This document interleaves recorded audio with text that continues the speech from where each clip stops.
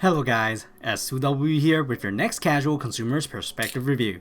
In this video, I'll be covering the next sneaker colorway of a popular fashion movement of 2018. In a well-known collaborative effort between Adidas and American rapper, singer, songwriter, and fashion designer Kanye West, today I have the Adidas Yeezy 500 Super Moon Yellow here for review.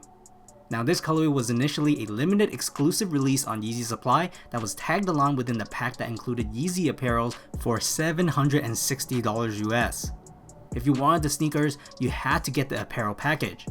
You can technically say this colorway was the OG of the 500s since it actually dropped before the worldwide launch of the blush colorway. However, it seems like Adidas and Kanye has decided to give this colorway a second release for everyone to obtain worldwide. It's a very controversial design and it's not something that looks ordinary, as to some may even think it looks like alien shoes. Color wise though, how are they different to the blush colorway? Let's take a closer look at these sneakers. Now in case if you didn't know, 2018 was the year for bulky looking shoes. The Yeezy 500 silhouette is basically the model that followed that trend, boasting its chunky and heavy looking design. As I saw images online for this impending release, I actually thought the colorway looked somewhat similar to the blush colorway. Placing them together though, you can immediately see that the Super Moon Yellow is exactly like what it is, and it's super yellow compared to the muted beige colorway of the blush. Colorway wise, I'll save my final opinion on the fit footage at the end of this video, but as you can see here, they are two different colors when placed together. So rest assured, they are nothing alike color wise right out of the box.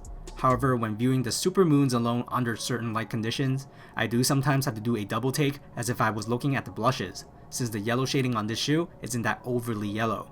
But I digress, everything is essentially the same as the blush silhouette in terms of its material and layering upon layering aesthetic. Made out of a soft cow suede that envelops most of the toe box area and eye stays, on top of a soft webbing of leather layer resting on top of a ventilated mesh upper seen dominantly at the side, the design just adds a whole new level of dimensionality to the sneakers.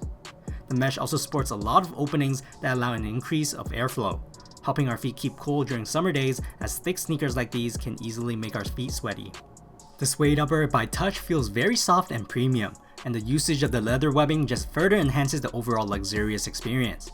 This leather is again found on the mesh padded tongue as a figure 8 overlay and tongue pull, which also serves as lace openings for the rope laces to thread through.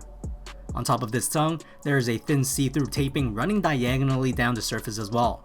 I don't think it serves much purposes other than adding extra visual elements, but if you know, feel free to let me know down below in the comments.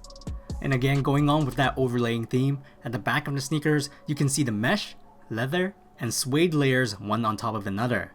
Then at the side bottom profiles, we will see more of that layering effect with leather mudguards decorated with 3M piping as well, so when light hits the shoe at a certain angle, the shoe will pop up brightly.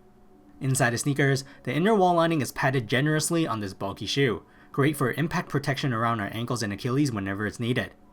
Also, this shoe comes with removable ortholite insoles just like the blush colorway, but this time, the surface is tinted with a yellowish shade, with its respective brandings found on the heel section of the insole. Then flipping this insole over, they've reinforced the colorful underside with extra sections of yellow and red foam fillings, strategically placed to give additional support at areas of our feet that strikes the ground the most. In case you were wondering what the surface looks like without the insole, it looks like this, where the midsole is protected with a layer of fabric right on top. And just FYI, the tongue is also attached to a strap that's belted to the midsole as well, keeping the tongue stationary on top of our feet so it won't move out of place. As for the midsole, it seems like they've included a thin rubber coating along the bottom edges, tucking all the suede and leather materials right under, shielding it from wear while providing side support.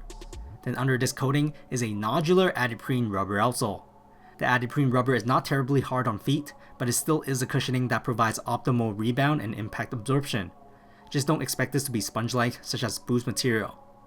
Taking another look at the outsole, we will see more strange curves and ripples that can only be assumed, offering us with great traction. Anyways, here are some Adidas Yeezy 500 Super Moon Yellow fit footage. Sizing wise, I say true to size works typically well on this silhouette. Narrow feet may get away with a half size down, but please keep in mind that the upper is a leather upper, so unlike knitted uppers, room for expansion is at risk, so downsize at your precaution. Cushioning wise, the adiprene is a firm but compressible compound, so it's definitely not one of the hardest shoes to walk in out there, but in the end it does lean on the firmer side and won't beat something like Boost cushioning. so if you haven't been spoiled yet with that technology, Adiprene isn't terrible. Also, there's a few areas that's a bit thicker than others in terms of the thickness of the cushioning, so areas like the heel section will be more responsive than another. Now, a lot of people hated the visuals of this sneaker, but if you can look past that and think the design is unique, the shoe is out of this world. The colorway though, because I already have the blush, I have to say unless you're going for that exclusiveness or limited numbers, there really isn't much of a huge difference color-wise unless you put them together. Maybe it's how my eyes are perceiving the colors, but the difference was minimal in my eyes. If you already had a pair of the blushes, the Supermoons isn't something a must-have in my opinion.